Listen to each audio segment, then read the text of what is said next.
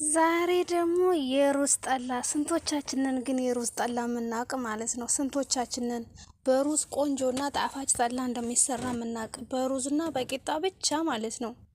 የማታውቁ ካላችሁ በደንብ አድርጋችሁ እስከ መጨረሻ ቪዲዮውን ተመልከቱት ማለት ነው። በጣም በቀላል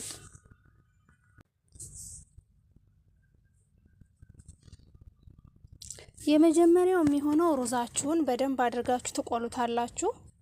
ሩዛ በደንብ አድርጋችሁ ተቆላ በኋላ እንደ ፍላጎታችሁ ጥቁር ጠላ ማረግ ከፈለጋችሁ ማጥቆር ትችላላችሁ። ነጭ ጠላ ማረግ ከፈለጋችሁ ደግሞ እንደኔ አድርጋችሁ አጋ ማስመስላችሁ ትቆሉታላችሁ ማለት ነው።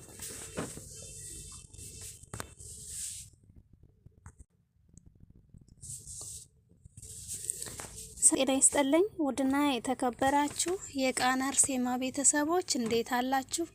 እንዴት ናችሁ? እግዚአብሔር ይመስገን እኔ ያለው በቸርነቱ። በያላችሁበት ዓለም ዳርቻ ሰላማችሁ ይብዛልኝ። ላይክ ሼር አድርጉልኝ፣ አበረታቱኝ። መልካምነት ለራስ ነው ማለት ነው። ዛሬ ደግሞ እንግዲህ ቆንጆና ጣፋጭ የሆነ ጠላ አሰራር ነው ይዤላችሁ የመጣሁት። እሱም በሩዝና በቂጣ ብቻ ማለት ነው የሚሰራ ጠላ።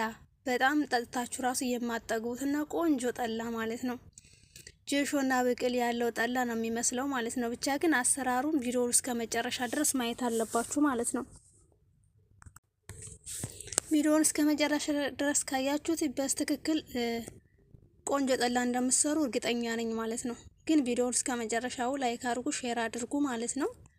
እንግዲህ እዚህ ጋር ከቆለውት በኋላ ቀቅየዋለሁ ማለት ነው። መቀቀል አለባችሁ። ከቀቀላችሁ በኋላ ደግሞ በደንብ አድርጋችሁ እንደዚህ እንደኔ ትፈጩታላችሁ በማሽን ልክ እንደኔ አድርጋችሁ በደንብ አድርጋችሁ ትፈጩታላችሁ ማለት ነው። በመጀመሪያ ግን ትቀቅሉታላችሁ በድስት አድርጋችሁ። ዲቅ መቀቀል አለበት። ለምን? ያው እንዲለደልድ ወፍራም ጠላ እንዲሆን ማለት ነው። ሩዙም ደግሞ ሳይቀቀል ስለሚቆላ ግዴታ መቀቀል አለበት። የተቆላው ሩዝ ይቀቀላል። ከዛም በኋላ በማሽን ትፈጩታላችሁ ማለት ነው።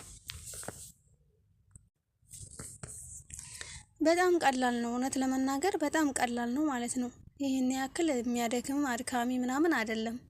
ስራችሁን ከጎንና ከጎን እየሰራችሁ ይሄን መስራት የምትችሉበት አጋጣሚ ነው ማለት ነው።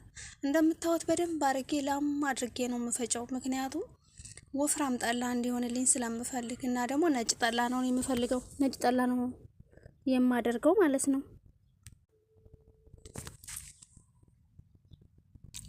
ታዲያ እናንተ ጥቁር ጠላ ማረግ ከፈለጋችሁ ጥቁር ጠላ ማረግ ትችላላችሁ። አያችሁት? ያውን ጥጁ ነው የ3 ቀን ጥጁ ማለት ነው። ካልፈላላችሁ 4 ቀን አቆዩት። ከፈላላችሁ የ3 ቀን ጥጁ ታረጉታላችሁ። ቂጣውን እንደዚህ ጠጅቸዋለሁ ማለት ነው። ትንሽዬ እርሾ ጨምሬበታለሁ ቂጣው ላይ ግዴታ ነው። ጥጁ ስጣጁ ቂጣውንና ውሃ አርጋችሁ ትንሽዬ እርሾ የዳቦ እርሾ ለምንድን ነው የሚጨመርበት ታላችሁ? ያው ግዴታ እንዲፈላ ነው ማለት ነው። እዚህ ጋር ደግሞ እንግዲህ ጥጁንና የቀቀልኩትን ደረቆት የፈጨውትን ደረቆት በአንድ ላይ አቀላቅየው ነው ማለት ነው።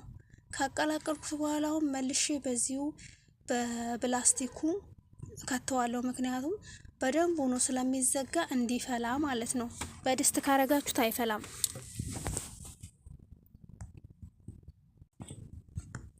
በድስት ወይም በባሌ እንዳታደርጉት። ምክንያቱም በድስት ወይም በባሌ ካረጋችሁት አይፈላላችሁም።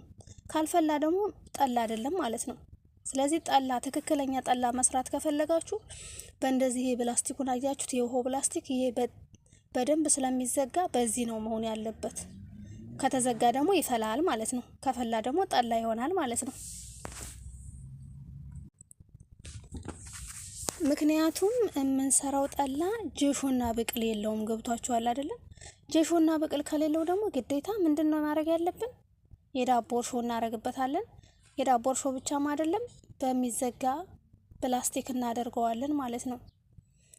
የሚዘጋ ፕላስቲክ ከሆነ ያፈላዋል ማለት ነው፣ በጣም ስለሚዘጋ።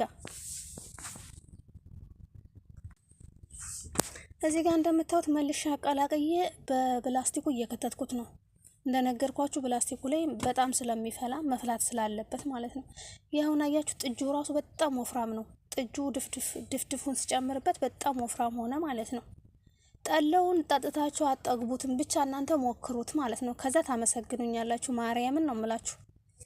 ከዛ መጨረሻ ላይ ግን አጣላችሁ ምናምን ከጨረሳችሁ በኋላ አጣላችሁ ልክ ስጨርሱ አሁን እኔ ከ3 ቀን በኋላ ነው ማጣለው ማለት ነው። ልክ አጣላችሁ ከጨረሳችሁ በኋላ የምትፈልጓትን ያህል ስኳር ትጨምራላችሁ። ሌላ ምንድነው የምትጨምሩት?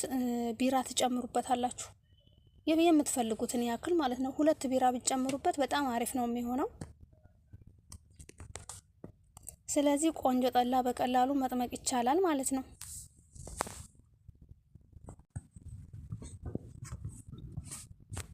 የሰው ልጅ ካልሰነፈ የስራ ፍላጎት ካለው መስራት ከፈለገ መስራት የማይችለው ስራ የለም። እውነት ለመናገር እኔ ብዙ ነገር ተረድቻለሁ ማለት ነው። እግዚአብሔርን በቃ መስራት ከፈለጋችሁ ፍላጎቱ ካላችሁ የማትችሉት ስራ የለም። ብቻ የእናንተ ፍላጎት ይጨመርበት እንጂ ማለት ነው።